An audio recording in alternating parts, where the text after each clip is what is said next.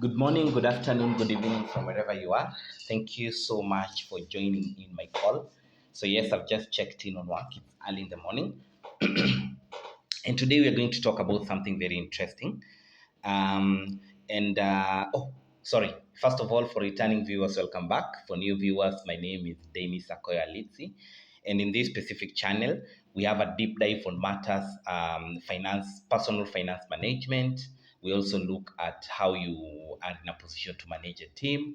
We also look at my experience as a work from home person because I know very many people are usually wondering how do you wake up and just work from home. So I think I'll also be sharing some in this specific channel. We also have a deep dive on my experience as a work from home person, working remotely basically. So today I wanted to talk to you guys about the common questions I've been receiving about remote work, and that is how do I stay productive? How do I remain focused within the day? Considering I have two sons in the house, it can be handful, but how do I remain focused? How am I productive? Because you see, one thing with remote working, you are supposed to be well organized. You're supposed to be in a position of working under very minimal supervision. So if you cannot work under minimal supervision, you're that person who everybody needs to check on you and ask you to do something, then remote work is not for you. Because here you're supposed to plan your schedule, you're supposed to plan your day, you're supposed to know what you're doing when. There is that aspect of work life balance, yes, but at the end of the day, you're supposed to ask yourself a question: am I productive? Yes, I'm not being called every now and then with my supervisor, but do I stay productive? How can I improve my social? How will I put it? How can I improve my social aspects with my teammates when they're also working from their homes? How am I supposed to be communicating with them? How am I supposed to keep my tabs with each and every person within the company? So these are very key things. I know they are very key concerns that people have usually been asking themselves. Okay, how does remote work works? It works like this: you wake up in the morning, come to your desk, open your laptop, and that's it. Then by the time you're done with it, 5 p.m., you close your laptop and that's it. So you're just the same with somebody who was reported to work and checked in at 8 a.m., then left the office at 5 p.m. The only difference with you is that you're working from home. So when they're waking up at 5:30 to prepare to go to the bus stage, to prepare to go to work, they might arrive at work when they're even more tired than they left. It's a hassle because I've been there, I know. I've worked night shift where we were supposed to report to work at 9 p.m. and leave at 6 a.m. I've also worked the shift setup where at times I used to work at 8 a.m. and leave my workplace at 2 p.m. And sometimes I used to report to work at 2 p.m. and leave at 8 p.m. So I think I've experienced both settings when it comes to work, graveyard shift, the normal shift. Now I'm on working remote, and I've been working remote for the past like 3 years. And it has been the greatest thing to ever happen to me. In fact, it came at the right time when my son was just born. So it has given me an opportunity to bond with him. It has given me an opportunity to spend time with them because all my breaks, it's all about my sons. I leave my place of work, I go to play with them, I go and relax. At times when you have finished your work, yeah, you just catch up. I can even cook lunch because at least it gives me that space to do all these things. So let us have a deep dive about the common questions asked about remote work. So let's just have the first one. So the first one is, how do you stay productive when working remotely? So I think the most important thing is setting daily goals. What do you want to achieve tomorrow?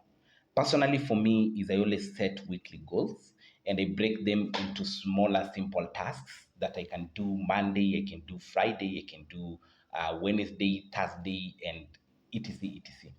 So when you have daily goals and you break them into simple tasks which you're supposed to do, and you know how you're going to do it on a day-to-day basis, I think that is how you remain productive.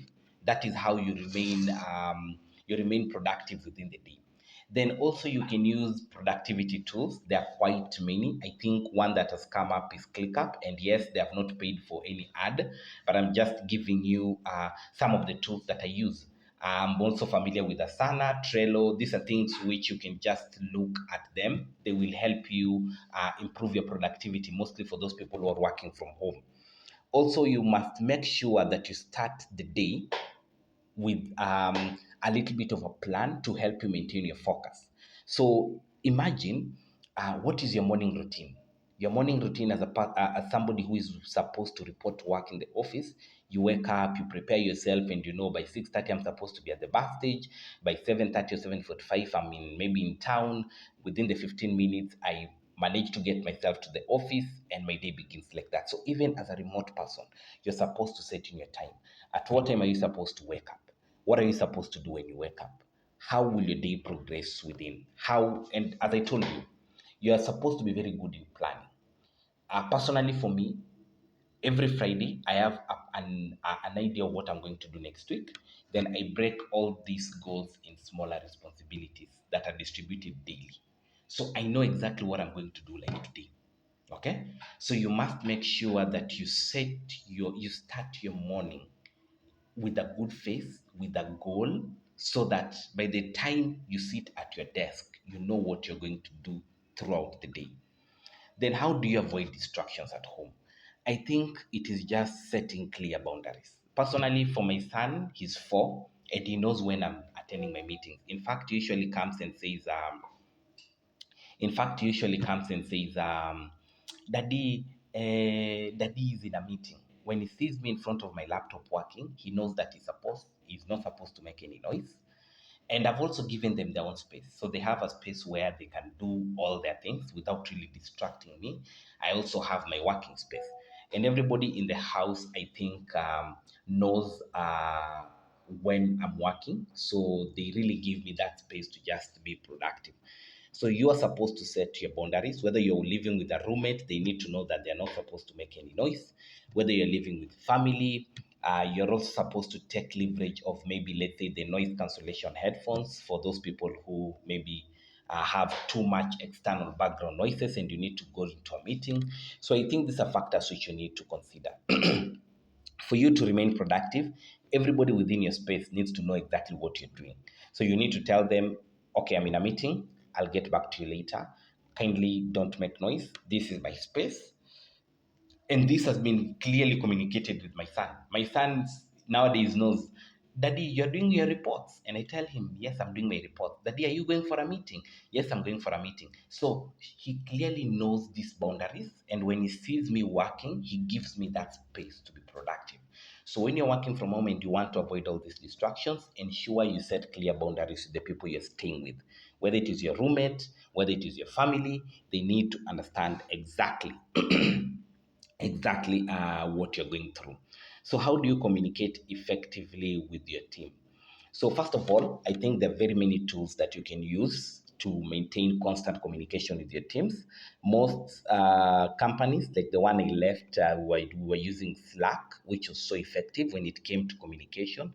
You can also have real-time messaging, and I think for us that is what we're currently using. Just the normal WhatsApp. We're using Zoom meetings, Google Meet meetings, etc., etc. for clear communication. So per day, you can even make phone calls to the people you want to talk to. We have several people distributed around the world.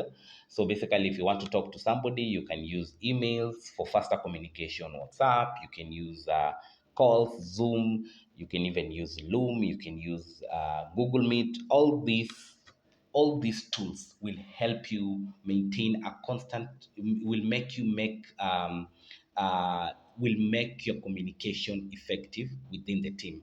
So you're also supposed to ensure that you have these tools with you. Everyone is supposed to be well trained on how to use these tools so that they maintain communication within the team on a day-to-day basis. It is also important to consider working across time zones because there are people who are working maybe under US time zone. There are people who are working on Britain time zones, on South Africa time zones. So you're also supposed to be considerate about this because, like, let's say the team in Zimbabwe, I think when we are the team in Zimbabwe and also London, when it is 4 p.m. in Kenya, to them it is 3. I think they're an hour behind. In London, they're 2 hours behind. So you're also supposed to be considerate about these time zones because at times you might set your meeting at 8 and whoever you want to attend that meeting, where they are staying, it is 6 a.m. Surely you cannot expect that. So probably you'll put that meeting at 10 a.m. so that maybe on their end it is 8 a.m. within the working hour brackets. So also be considerate when it comes to these timelines. Another question is and this one is the fourth one. So, what tools and software do you need for remote work? There are quite a lot. Because, like for monitoring and project management tool, you can use Asana, Trello, or ClickUp. When it comes to communication, you can use Microsoft Teams, you can use Slack. I think there is this other one. What is the name? Discord. Yes, Discord. You can also use Discord. So these specific tools have not really paid for an ad, but I'm giving you so that if you're considering to have maybe remote working, you can look at them. Asana, Trello, ClickUp, Discord. Then for communication, you can use Slack. You can use even WhatsApp. You can use emails. Do you know how to send an email? Surprisingly, you'll find people don't know how to send emails out there. Do you know how to create a Google Meet call? Do you know how to create a Zoom meeting call? Do you know how to record your call using Loom? So these are the tools that will help you when it comes to these are the tools that will help you when it comes to managing your remote workspace. Okay, so you are also supposed to put that into consideration. Train yourself well. In fact, you can just go and download them, then look at them, try and go to YouTube, see how these tools work, so that in case you maybe send an application for remote working and they select you, it is not an issue that they're training you from scratch, but they're training you though you have but they're training somebody who has an idea of how these tools are being used. Then how do you balance work and personal life? I think here is planning and organizing yourself well. Scheduling that includes a start and end time. What are you supposed to be doing when? When I wake up, first of all, I come here, talk to my team, ensure they're well set for the day. I also follow up to see if there is anything that I'm supposed to do extra that I had not planned for. Then I give myself breaks. I give myself breaks around 10. I give myself a break just to go and relax kidogo with my family for 15 or 20 minutes break. I also give myself break at lunchtime, and I also sign out at 5. Actually, I have a rule at 5 p.m. I don't need this laptop. I don't need to hold my phone. I just need to spend with my family. So you must have a schedule, you must have a start and end time, and you must be able to block the time in case maybe to block your time and dedicate it to the work that you're supposed to be doing regardless of the external interferences. You're supposed to be well self-driven. You're supposed to have enough self-control so that whatever is happening outside your space does not affect your productivity within your working space. Okay, so do you feel isolated? How do you handle it? Now, one thing is remote working can make you feel isolated, by the way, because at times you're working on your machine, you're not seeing your work colleagues.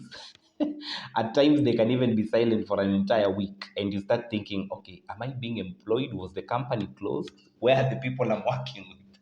But you need to understand one thing. And I know remote working, by the way, the first time you are employed as a remote worker, there is usually an issue because you're not really sure whether this company is legit. Will they pay me? How do they pay? Where are they? They don't even have a physical office. So you have all these uncertainties, all these things running through your mind. But one thing I can tell you, there is that feeling of isolation that pops in. Uh, Not to most of the time, but sometimes you might feel like you're isolated. So, what you can do is just maintain constant communication, reach out to the people you're working with, do regular check ins, join online communities. Um, I think that should help. Regular check-ins, call your team, talk to them, confirm everything. Make your day be so occupied that you don't feel like you're isolated. Talk to the people you're supposed to talk to. Be productive within the day so that you don't have. And I think regular check-ins that would really do. Because personally, I check in with the people I work with almost within the day. I think almost every now and then. So I don't really feel like I'm isolated. Simply because I'm not working with them in the office doesn't make me feel like I'm isolated because they're not with me. So make sure you check in on them. You have these virtual social events if they are organized and you attend. In fact, last year was really great. We had apologies for that. We had a closing ceremony done virtually, and everyone was wearing their best. The ladies had put on their best dresses. Women, we had our tuxedos, and we were there cheering ourselves as their words were being given out. It was really exciting. So you're supposed to prepare yourself, by the way, psychologically, so that you don't fall in that. You don't feel like you're a captive of your career. You don't feel like you're isolated with your team, but rather you feel that you're part of a team who are working remotely towards meeting the same objective. How do you stay motivated without a manager nearby? Self discipline and setting personal goals is key. As I said, if you're somebody who is not well organized, you are a poor time manager, you cannot work under very minimal supervision, remote work is not for you. Because for remote work, you are supposed to work without somebody standing by your side to give you instructions. You're supposed to be creative and innovative enough to come up with solutions. If you're given a task and the way you're supposed to execute that task is not working, then you're supposed to be creative enough, come up with another way, execute the same task, and generate the same results. Okay? Then you're also supposed to be very disciplined, and your personal goals must be aligned with the responsibilities you've been given. What do you want out of all this? Are you motivated to work? Is that the position that motivates you, that motivates you every morning to report to work? So all these things are supposed to be considered. Are you motivated? In fact, motivation is key. Because for you to wake up every morning, your boss is not there, then you have to drag your feet to your desk the way I've done, and you start working, and you're working towards meeting specific timelines. You are motivated to achieve specific goals. I think that should be very key. Okay? Then, just a minute. So you're also supposed to set achievable goals. Don't put your goals too high. You're supposed to ensure that your goals are clearly aligned with your deliverables, and you're supposed to also maintain constant communication with your manager, so that the goals, first of all, the goals of the week or the goals of the day should be aligned with what is supposed to be achieved. You're supposed to maintain constant communication with your manager. That is another thing. And key is be disciplined, self motivation, and set your personal goals. I think that one I repeated it. Okay. So without your manager, I think without my manager, what keeps me going through is that I'm motivated. I love what I do because I understand the impact it has to the people that we are serving. So I like it. With or without my manager being around, I'm motivated to be productive on a day to day basis. Okay? So motivation is key. And I also have my personal goals because the moment I am productive in my position, I know that my personal goals will be met. So let that be your motivating factor. Okay. Question number 8. What are some of the challenges of remote working? Oh my God. So, managing distractions. As I told you, my son is around.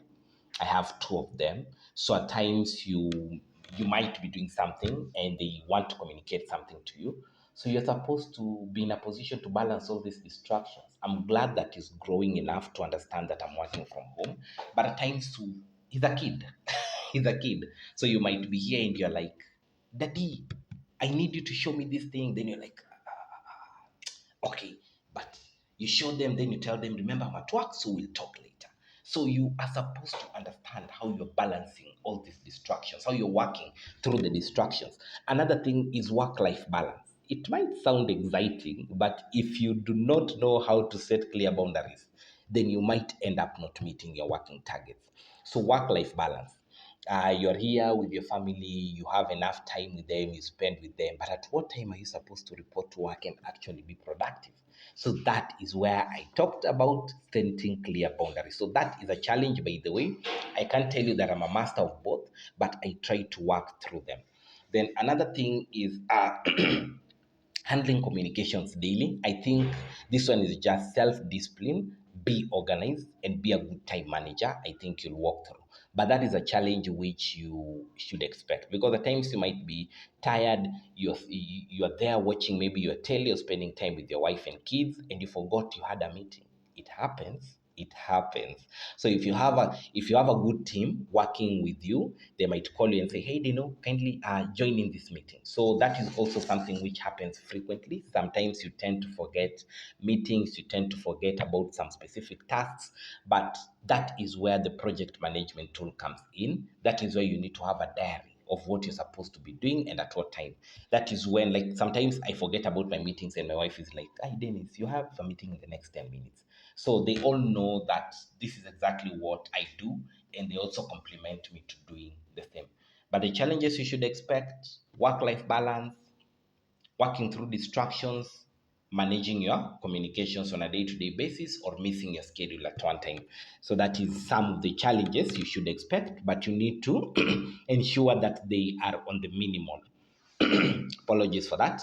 Then I think question 9 is, do remote workers get same benefits as office workers?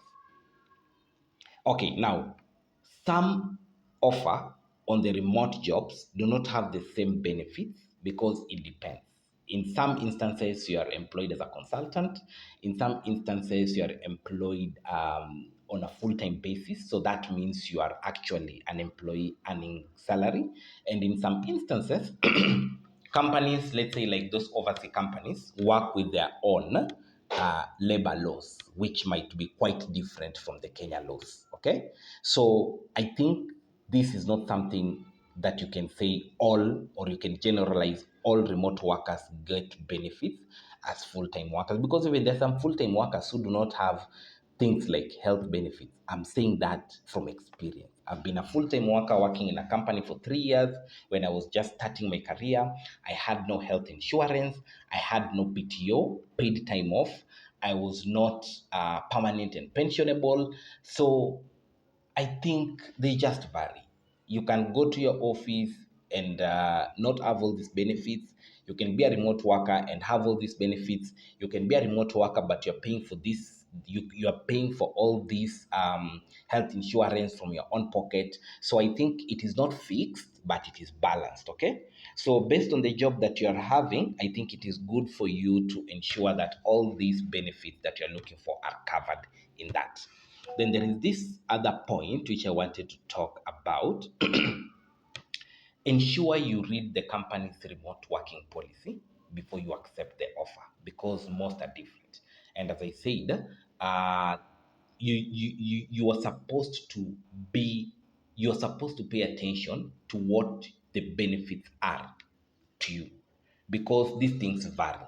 And most remote jobs are coming from overseas companies. So, yes, they are operating maybe under different laws. So, you're supposed to make sure that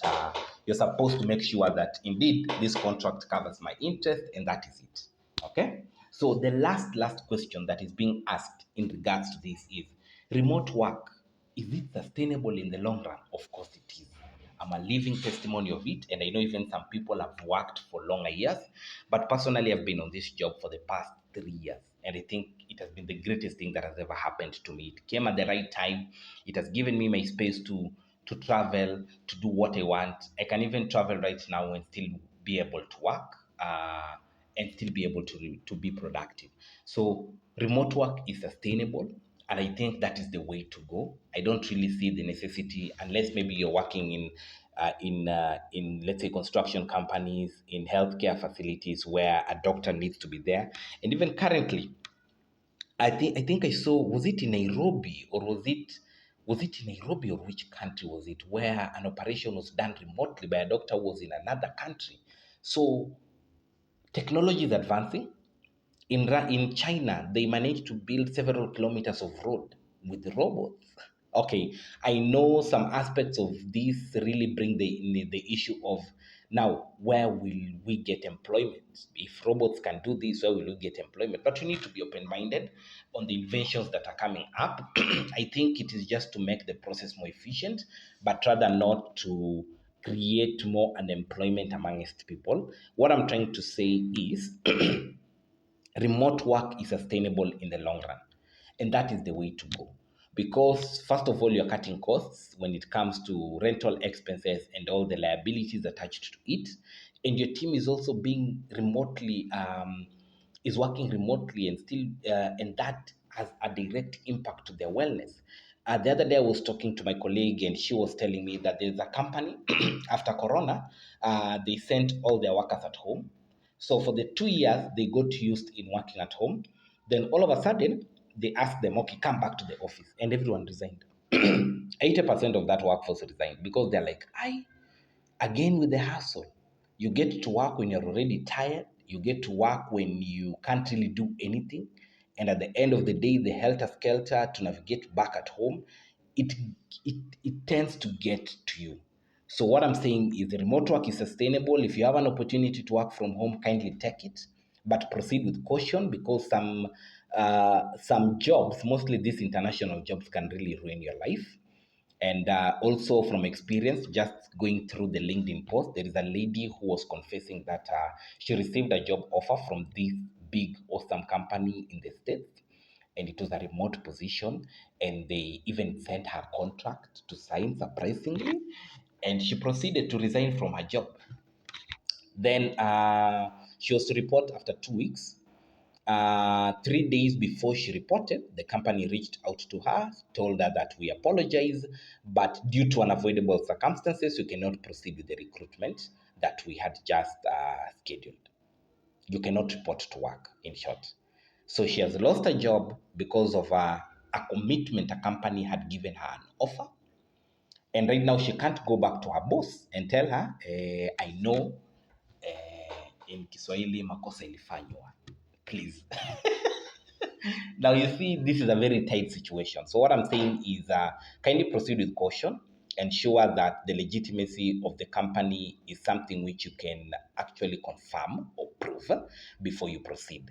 And also ensure that the offer has actually been done, because the moment you sign a contract, then the company comes later and say we are taking back our contract. You can even take them to court because they owe you some compensation. You can't have lost your job which was permanent and pensionable, maybe a job which was sustaining you well, for somebody to come and say that we have now considered. They should have done that consideration a while back before even putting that advert on air. Okay, so with that said and done, I think that's okay. I need to report to work. And thank you so much for sticking to this video towards the end. Kindly, kindly, kindly.